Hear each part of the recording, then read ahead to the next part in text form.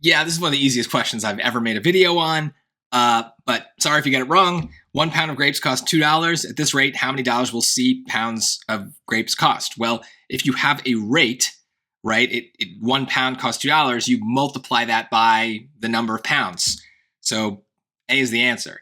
If you were in any way unsure of this, just pick a number for a second, right? How many dollars will, I don't know, 10 pounds of grapes cost? Well, I think as soon as you have a number, instinct of basic math takes over, right? Okay, there's 10 pounds. Each pound is $2. So 2 times 10 is 20.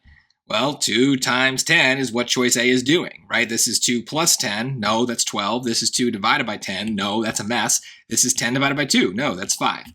So you can arithmetize here. And I think this goes for a lot of these questions. Again, this is a relatively easy one, but they will get more complicated. And remember that if you're having trouble understanding the way that the variable interacts with the numbers, then just make the variable into a number temporarily and just see how they kind of interact. And maybe the story will make more sense to you with numbers. And you'll be like, oh, I'm going to do this.